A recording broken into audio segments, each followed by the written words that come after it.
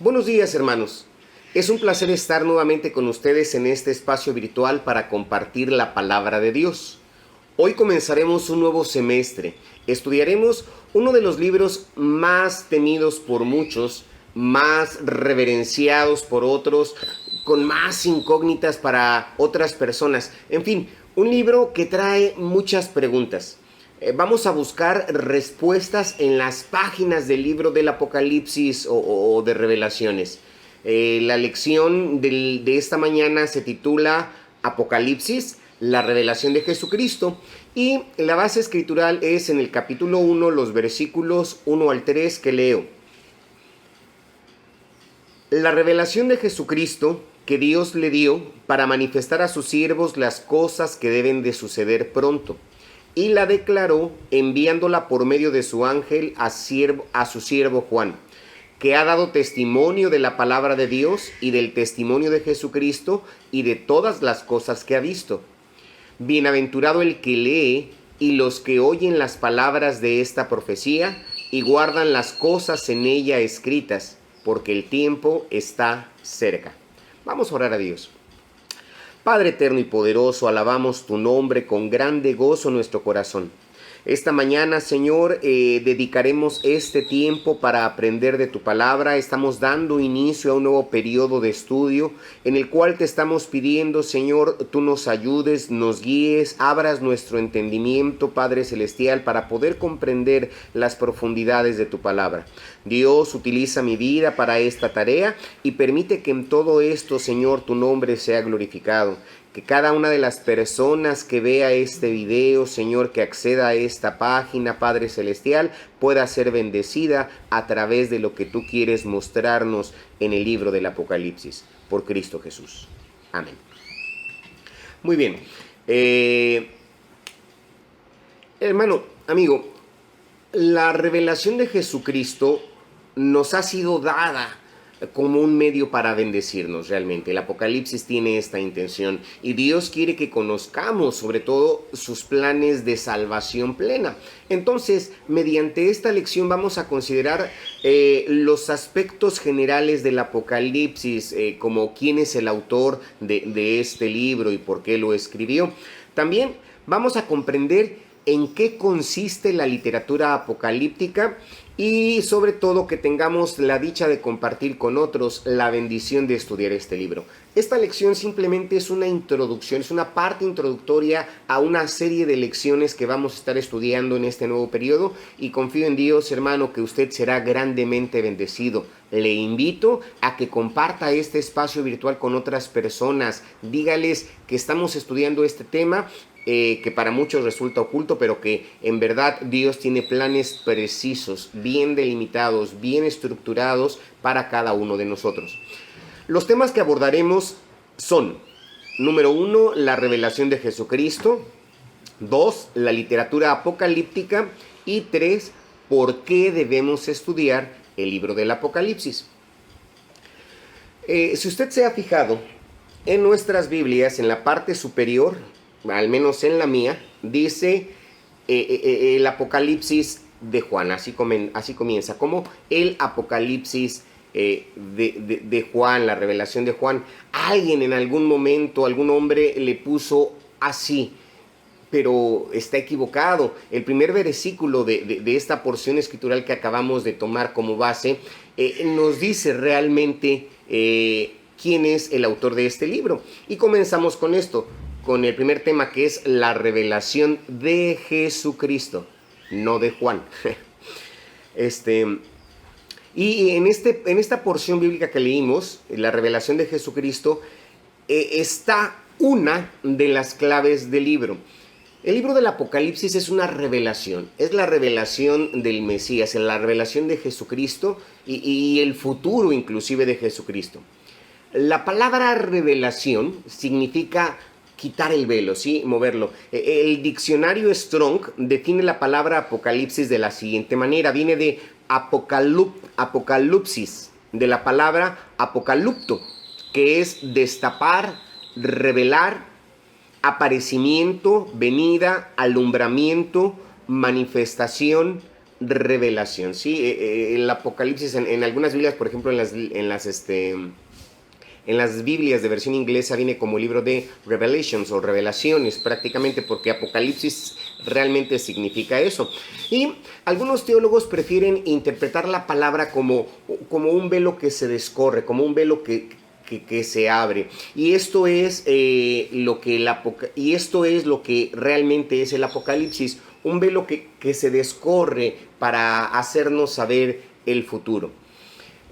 Recordemos que en la época en que se escribió este libro, es más o menos para el año 95 o 96, para ellos todo era futuro. Hoy, 20 siglos después, la mayoría de su contenido es pasado, pero a la luz de ese pasado podemos proyectarnos hacia el futuro, confiados en la firme palabra profética. Es bien importante que así le consideremos. Hay muchas personas que dicen que el libro del Apocalipsis es un libro sellado para ellos, y la verdad es que están muy equivocados, muy alejados de la realidad. El mismo nombre es la apertura de la verdad, el develar de la verdad. No es para nada un libro sellado, antes al contrario, es un libro que abre la verdad a los corazones, un libro que abre la verdad a las vidas de aquellos que buscan justamente la verdad. Si usted ha tenido la oportunidad de ir al teatro, y después de la tercera llamada, las cortinas se abren, ¿sí? Y podemos contemplar ahí un rico escenario donde los actores se mueven, donde los actores hacen sus interpretaciones. Pero nosotros no somos espectadores en este caso, ¿sí? Ciertamente es una revelación, es un develar, es un abrir de las cortinas, pero nosotros no somos meros espectadores, somos actores en el drama de los siglos, y es lo que vamos a estar viendo a través de este periodo de estudio. Recorriendo el libro del Apocalipsis, veremos que el personaje central es Jesucristo. Es muy importante. Lo veremos cuando Él identifica a la iglesia. También lo vamos a ver cuando Él inspecciona a la iglesia. Es importante que lo tengamos bien en mente. Y posteriormente lo vamos a ver en el futuro, cuando Él regrese coronado como el Rey de Reyes, como el Señor de Señores. Así que vamos a ir viendo una progresión. Esta justamente es la parte progresiva, la revelación de Jesucristo. Y nos revela a Jesucristo como el Mesías, nos revela a Jesucristo como el Salvador de la humanidad. La línea de revelación, la línea de quitar el velo, la línea de apertura de estas cortinas comienza con el Padre, ¿sí? Comienza con el Padre a través de su Hijo Jesucristo, y luego un ángel que trae el mensaje del Creador al apóstol Juan, al siervo Juan, ¿sí? Si recordamos nuestra porción escritural, que son los 3 primeros versículos de este libro, le invito a que usted los tenga a la mano.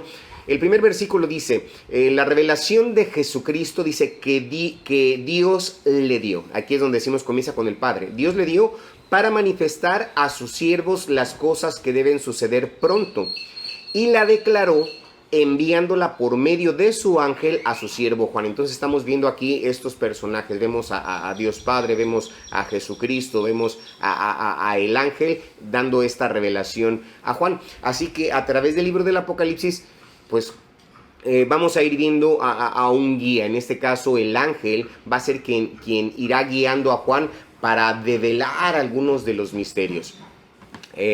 También van a estar ahí algunos ancianos que hablarán con Juan, así como también va a estar Jesucristo mismo.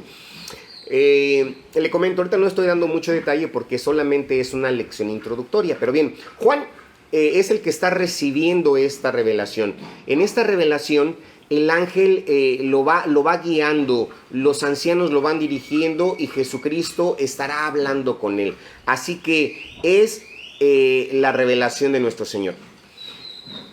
Lo que debemos considerar es lo siguiente, que el autor del libro realmente no es Juan. Juan es quien recibe esta revelación. Realmente el autor es Jesucristo y Él es el personaje central de este libro. Juan es el siervo, Juan es el escritor, Incluso Juan es el escritor del cuarto evangelio y de las 3 cartas que llevan su propio nombre. Él es el discípulo amado, aquel que recostaba su cabeza sobre el costado de Jesús. Pero el versículo 2 dice, de esta parte que leímos, dice que ha dado testimonio de la palabra de Dios y del testimonio de Jesucristo y de todas las cosas que hemos visto. Juan realmente, hermano, estaba consciente de su ministerio. Juan estaba consciente de su tarea, de la razón de su llamado. Juan sintió que su ministerio era eso, hermano, el de dejar un registro de Jesús. Sí, prácticamente este versículo dice que ha dejado registro de todas las cosas que ha visto. Por ejemplo, en el capítulo 19, versículo 35 de su evangelio, en el evangelio de Juan, dice: y el que dio da testimonio, y su testimonio es verdadero, y él sabe que dice verdad para que vosotros también creáis.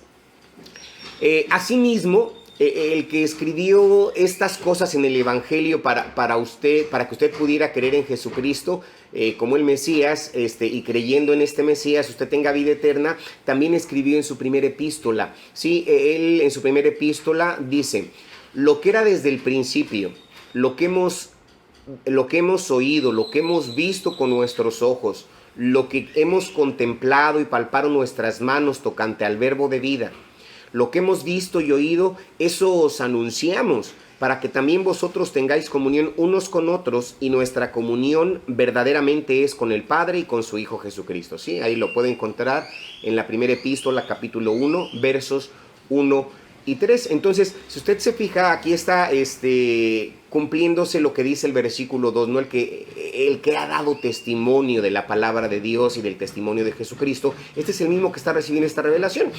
Así que el evangelio fue escrito para que usted pudiera creer en el Mesías. Y la epístola, o esta epístola, fue escrita para que usted pueda tener ese compañerismo con el Padre y con su Hijo Jesucristo. Lo que le trae a usted y a mí también un gran gozo, un gozo completo. Y luego, en esta misma epístola, pero solo que en el capítulo 14, él dice: y nosotros hemos visto y testificado que el Padre ha enviado al Hijo y al Salvador. Sí, aquí vemos. Lo que le quiero dar a entender es que Juan siempre está dejando registro. Juan siempre está siendo testigo de lo que vio, de lo que escuchó, de lo que experimentó cuando caminó con Jesús mientras Jesús estuvo aquí en la tierra prácticamente.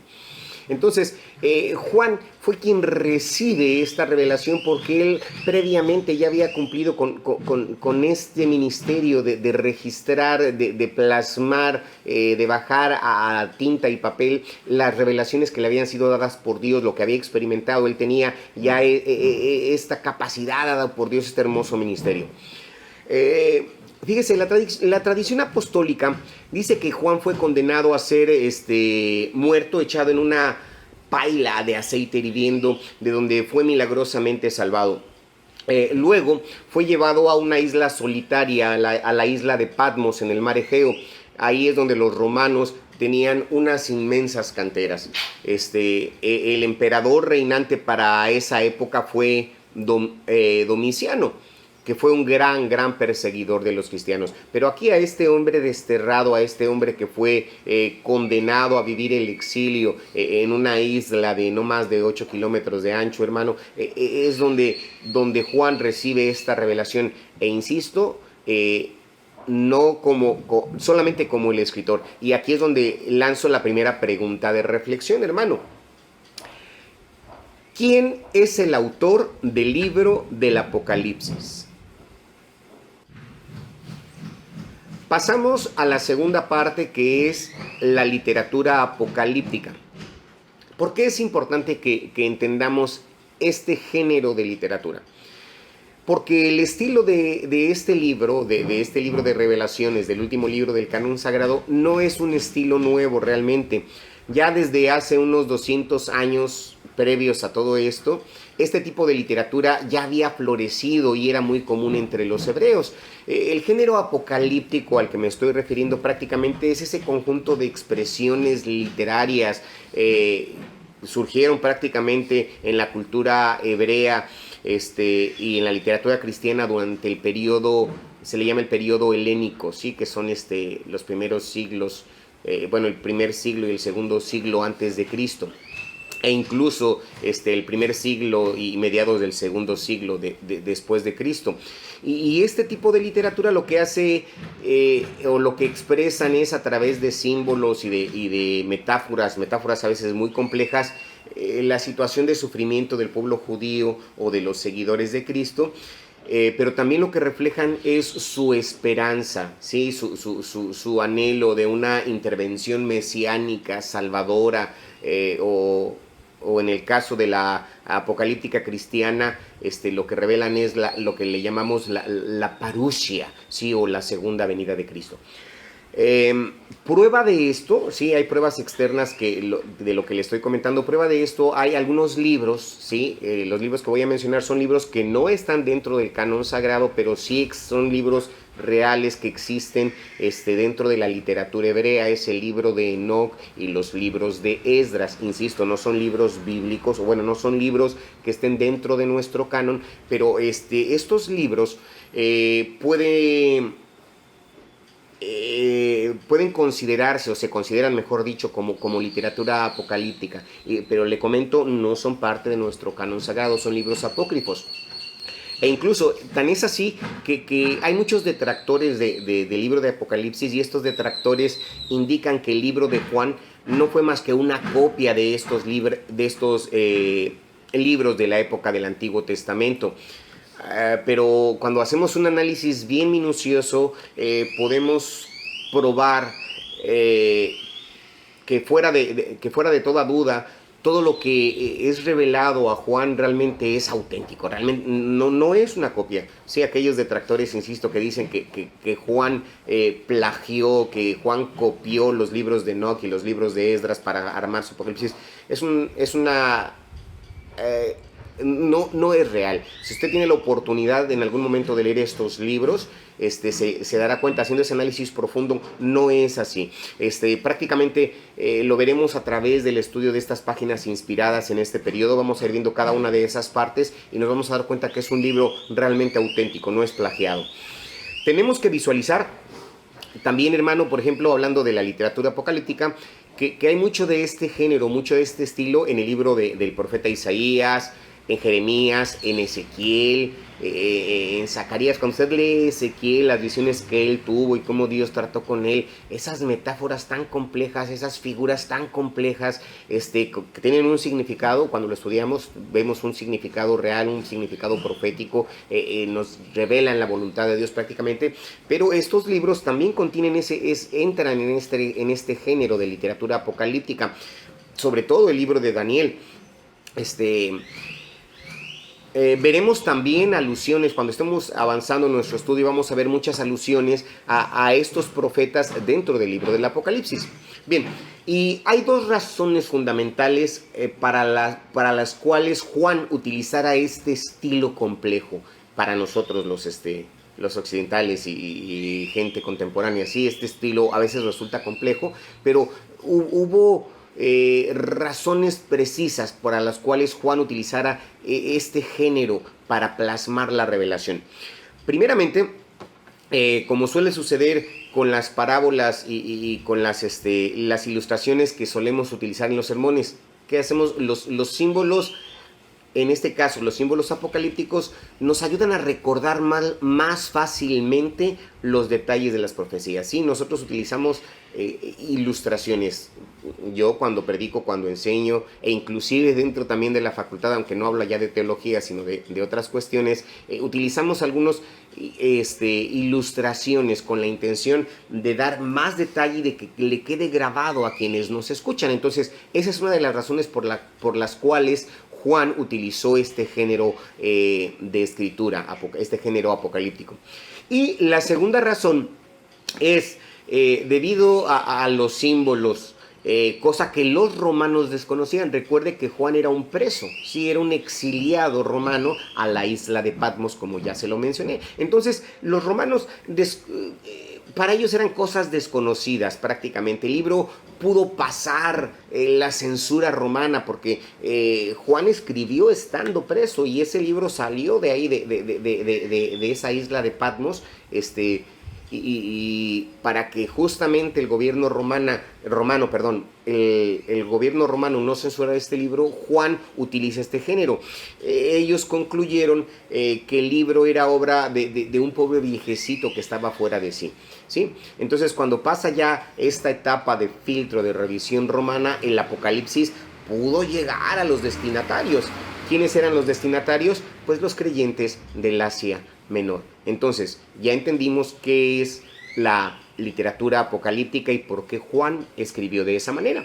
Y viene nuestra segunda pregunta de reflexión. ¿Se le dificulta leer literatura apocalíptica? ¿Qué debe hacer para comprenderla? La última parte de nuestra lección es ¿por qué debemos estudiar el Apocalipsis? Le pedí de favor que no cerrara su Biblia. Si la hizo, ábrala nuevamente y estamos en el versículo 3. Nos dice: bienaventurado el que lee, Apocalipsis 1:3, bienaventurado el que lee y los que oyen las palabras de esta profecía y guardan las cosas en ella escritas, porque el tiempo está cerca. Esta es la primera de varias bienaventuranzas del Apocalipsis.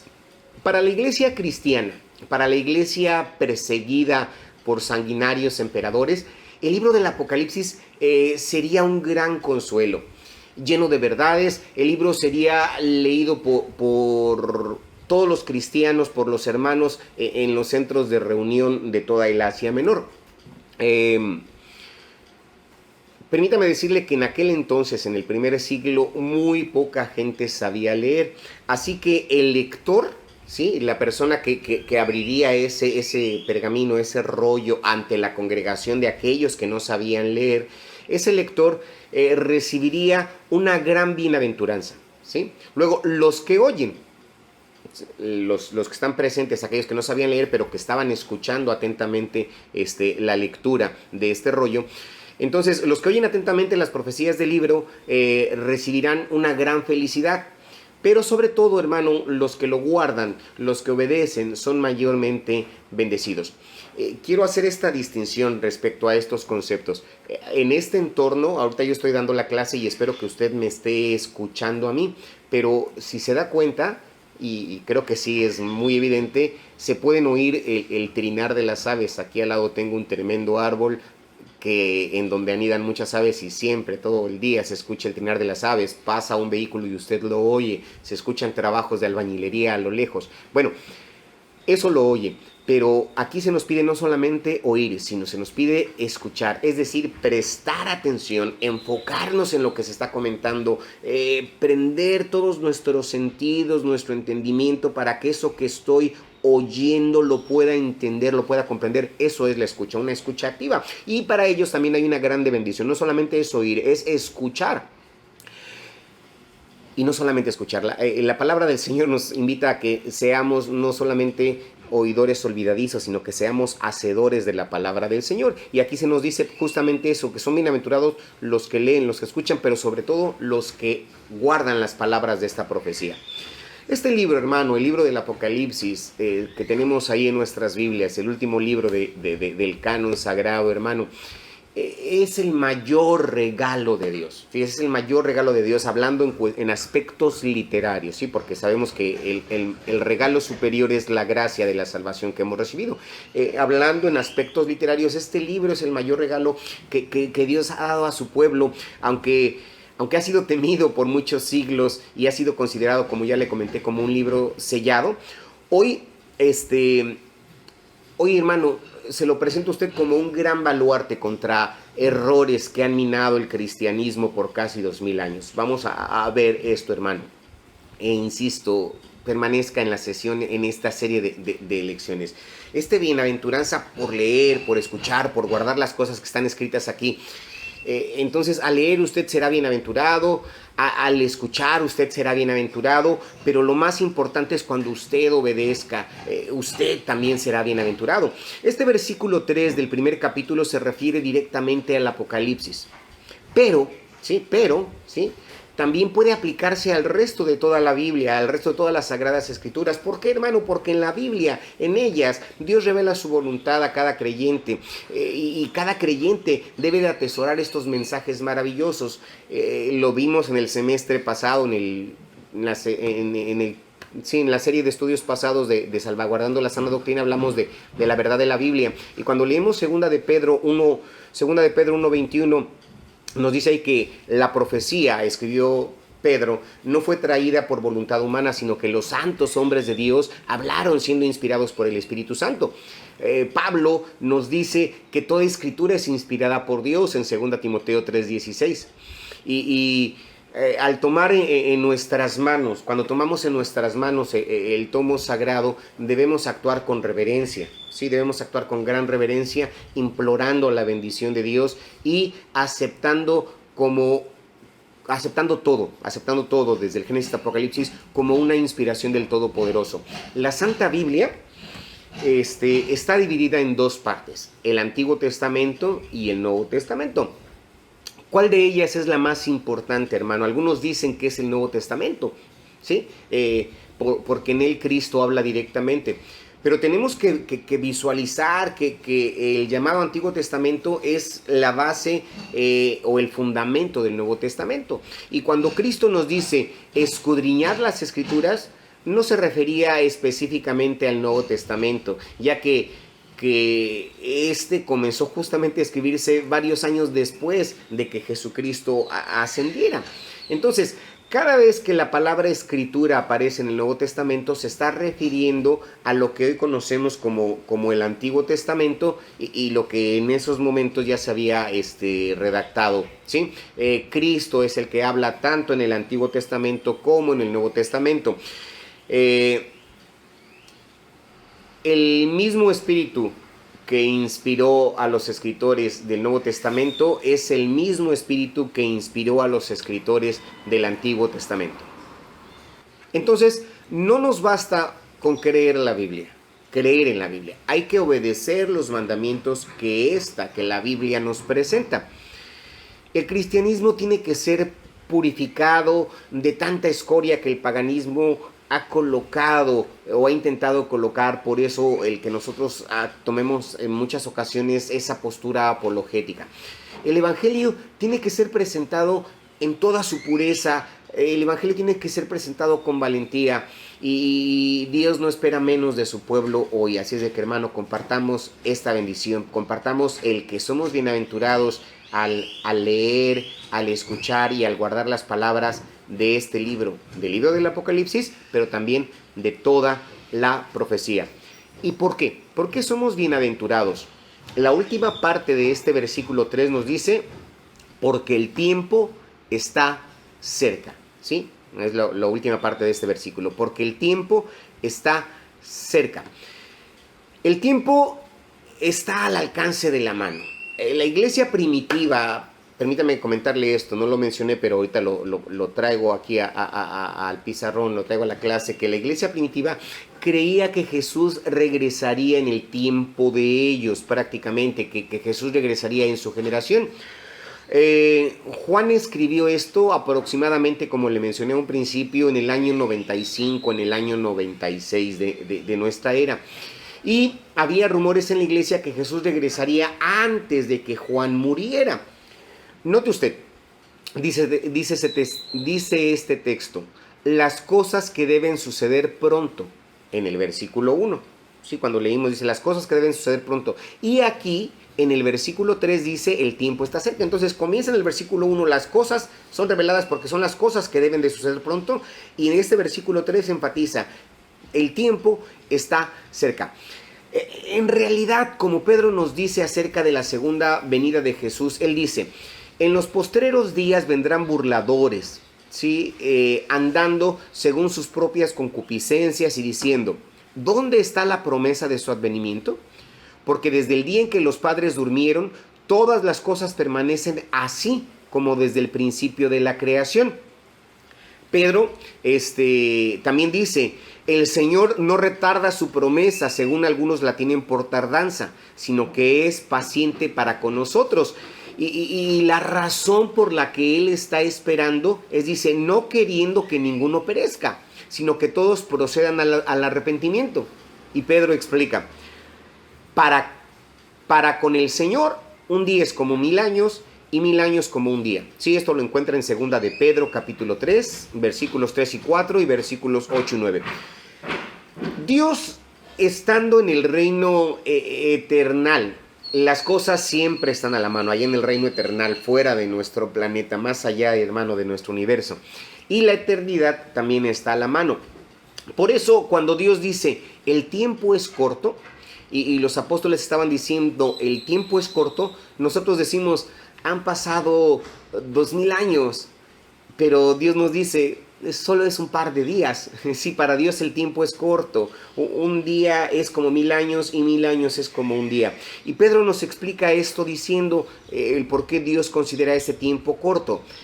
La razón por la que Dios está esperando es que Él no quiere que nadie perezca, dice la Biblia, sino que todos lleguen al arrepentimiento.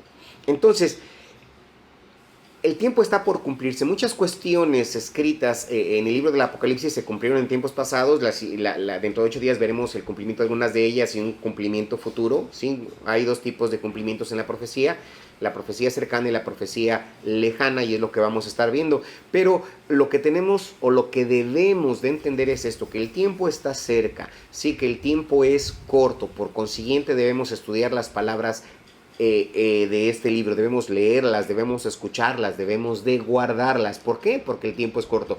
Entonces, a partir de la siguiente lección, hermano, vamos a estar viendo qué es lo que debe suceder, hermano, acorde a la cronología apocalíptica.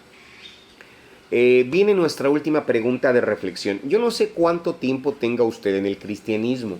Si usted viene de una cuna evangélica, sus padres, quizás sus abuelos también fueron cristianos, un servidor desde niño ha escuchado que Jesucristo está cerca, y yo lo creo, yo sé que Él viene pronto, hermano. Pero nuestra pregunta de reflexión es, ¿considera que el Señor ha tardado en regresar? ¿Cuál es su respuesta? Y piense, hermano, el por qué. Bien, concluyamos esta parte, esta lección introductoria. Recuerde e insisto, es una lección solamente introductoria a esta emocionante e interesante estudio, hermano, del libro del Apocalipsis que llevaremos en este semestre. Entonces, Apocalipsis es la revelación de Jesucristo, sí, es la revelación de Jesucristo escrita por Juan con el propósito de que conozcamos el plan profético de Dios para los últimos tiempos. Somos bienaventurados por leer, por escuchar, por guardar las cosas que están escritas aquí en este libro. Conoceremos las cosas, hermano, que deben de suceder pronto. Y mientras eso acontece, hermano, vivamos en fidelidad a Dios, actuando según la revelación plena. La Biblia nos dice, porque el tiempo está cerca. Oremos a Dios. Padre Celestial, en esta hora estamos delante de tu presencia, agradecidos por tu mucha misericordia. Señor, y porque tu palabra nos dice que el que es amigo conoce las intenciones de su amigo, no le es guardado ningún secreto, y tu palabra nos ha sido revelada, Señor, nos has dado tus planes trazados, Señor, a través del tiempo, y te pedimos que a través del estudio de este semestre que hoy comenzamos podamos entender todo ello. Dios, permítenos escuchar, permítenos oír, permítenos escuchar, pero sobre todas las cosas, permítenos guardar las palabras de esta profecía. Si para muchos de los que hoy nos comienzan a escuchar, este es un libro sellado, un libro oculto, un libro misterioso, permite Dios que la verdad, Señor, de tu revelación les sea mostrada como ese libro abierto, ese libro, Señor, que muestra realmente tu perfecta voluntad. Danos el entendimiento para poderlo hacer de esta manera y permite que podamos ser bendecidos y a la vez nosotros podamos ser bendición a otros compartiendo, Señor, lo que tu palabra nos está enseñando, nos está revelando. Amén. Pues Dios le bendiga, hermano. Gracia y paz les sean multiplicadas en el conocimiento de Dios y de nuestro Señor Jesucristo. Le espero la próxima semana en este espacio.